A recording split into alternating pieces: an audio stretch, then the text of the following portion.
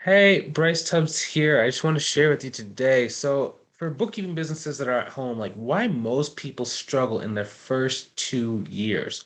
So, I just want to kind of bring this video to you today. I'm in my coat because it's a little bit cold inside of my office. I'm by this window and it dropped like 20 degrees over the last couple, actually over the last probably 24 hours, if a little bit less than that.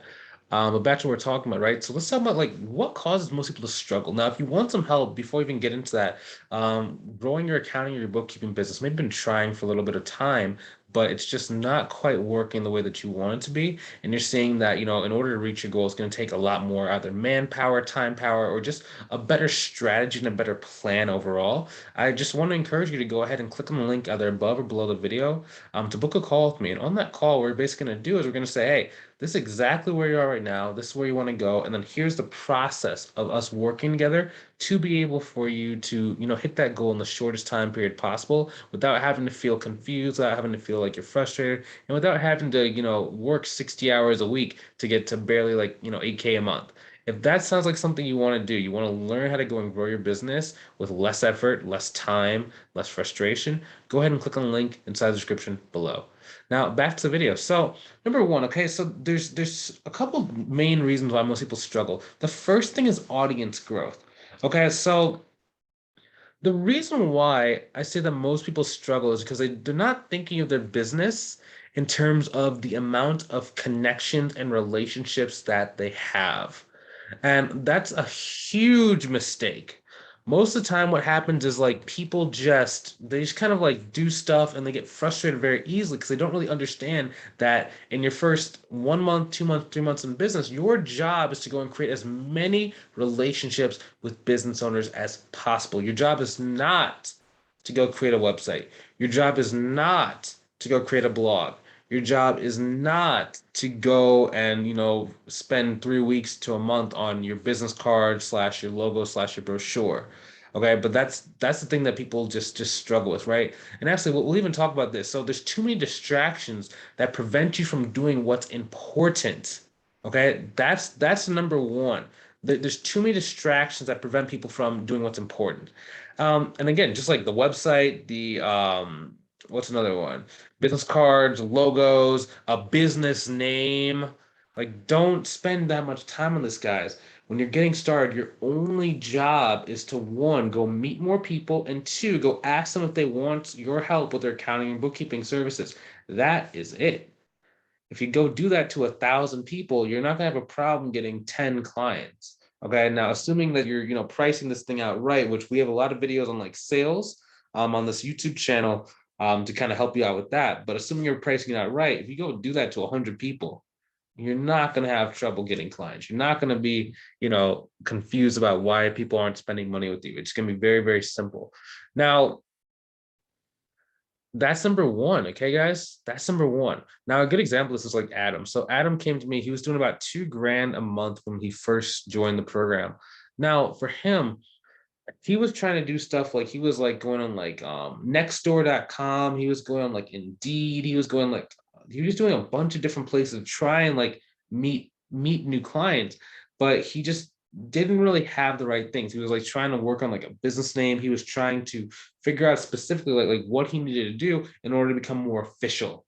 Right. He wanted to become official. And that's something that slows a lot of people down. So the first thing I did when we started working, I was like, hey, forget about being official, dude. It's about creating relationships, it's about creating friendships. Whenever you hear like an older business owner talking, like generally it's like, like a financial advisor, CPA, a bookkeeper, whenever they're like in their like 50s, 60s, or 70s, they've been in the business for like, 30, 40 years. The only thing you'll hear them talk about is like, all you need to do is go create relationships. And a lot of people don't really understand that. I know I didn't understand that when I first heard that. I was just like, there's no way. All you do is go build relationships. I was like, that's some BS. You're just not really telling me the magic secret to, go and grow my business. Because obviously I have to go do all this like fancy stuff. But as soon as we did that with him, it was just like we just showed him how to use LinkedIn, showed him how to use Instagram, as well as how to go and get some like just attention from the local influencers in his area. And then what started happening was like certain people started inviting him to like these online forums where people were saying they need help. he was going on LinkedIn and just people were just like, hey, let's go, let's go, let's go. And after he did that for took about 4 months, he was at $11,000 per month. So he went from 2,000 per month to $11,000 per month just by focusing on eliminating those other distracting activities of trying to become official, instead just focus on the one thing that mattered, was going and meeting new business owners and building those relationships. Okay, so now number two, let's go back to what we talked about originally, which is audience growth. So while you're going and you're meeting more people and you're, talking, there's a certain percentage of people who actually need your help and who would really benefit from your help. It's just they don't know you well enough, or they haven't known you long enough, or they don't trust you enough to say they want your help. Right. For example, sometimes you might go to someone and say, hey, can I help you with your accounting or bookkeeping? They'll say, no, it's good, or it's covered. And that might not necessarily be the case. It's just they have so much at stake, they can't afford to make a mistake by working with someone they don't know. Because in a lot of cases, like the bigger the business that you own, the more hiring mistakes you've made in the past. And maybe they've had a bookkeeper or an accountant or CPA or an EA or somebody who's doing their work and doing their books that messed things up really, really badly and caused them to have a lot of pain, a lot of struggle, or it took a long time for them to kind of get out of that mess. Now, if they don't trust you, they don't know you, they think that everyone's kind of similar, and that's going to happen with you. So instead, you have to start learning how to do audience growth by warming up your audience. And the way to do that is by making content. Okay, so you're going to want to do two kinds of different content. The first is going to be like just educational content, just talking about accounting and bookkeeping, different things the average person would not understand or does not know, but breaking it down into a language pattern that the average / lay business owner can understand. Okay, because if you start using accounting jargon or bookkeeping jargon or whatever jargon you're talking about, they're going to tune it out. They're not going to listen to it. They're going to get very frustrated and very confused. Instead, if you can make it like very simple language that even a 3-year-old can understand, or third grader can understand, it's very easy for them to digest it, attach those positive like learning moments to you, and make it very easy for them to trust you moving forward. So the next time you ask them if they want some help, they're very highly likely to say yes. Now, the second type of content is going to be more about, does that say third type? The second type would be more of like your story, connecting to you as a person. So like maybe talking about your family, talking about not just your children, but talk about maybe your grandparent or where you came from. If you're like an immigrant, talk about your parents' struggle, talk about what your parents did, talk about just your life in general. They have to get to know you as a person, okay? Because especially when we're online, it's very, very hard for people to feel like they know you. And you end up with a million acquaintances, very few trusting relationships. So the more of those relationships you have, the surface level relationships, if you need to start doing and focusing on like every single week, you just go and get 7 to 14 of those relationships being a little bit deeper than what they were before. It's going to allow you over time to just have like probably a couple thousand people who actually like you. Now, if you have about 1,000 to 2,000 people who actually like you, know you, and trust you, you're not going to have a money problem anymore. Number one, because a really good percentage of them are going to actually want to work with you and hire you to do their books. But second, if they like you and they're a business owner, chances are they know other business owners. They're going to start referring business to you. And then you start getting like things where it's like, yeah, that person said my price was too high, but then they referred like 5 of their friends, and now they each pay me like $3,000 a month. And now you're making pretty good money. Okay, so that's kind of why we're focusing on this audience growth. The third type of post is kind of just a post just to kind of have your face be in there. A lot of people like what they do on like, they make like these Canva posts, and it's like pretty and it has like cool words, and they spend like 3 hours on it. And it's like, dude, you don't have to do that much. Like, don't make it that complicated. What you really need is maybe just a quote by you, a picture of your face, like either in the corner or in the background, so that people kind of see you inside of their subconscious. They just start seeing your face more and more and more. The more time that someone sees your face and sees you online or even in person, the easier it is for them to start subconsciously trusting you. So the next time that you ask them if they want help, they are more likely to say yes. And you just keep going, keep circling. And the way that I even learned that was because like for example, like for me, if you ever look at my social media profiles, like if you saw like the last year on like my Facebook account, I did 340 posts. I posted almost every single day last year from January to December, even now. It's a little bit less now because I'm not doing as much written posts. I'm doing more video stuff. But even then, I have a huge amount of videos I put out in the last like 40 days that we've been inside of 2022.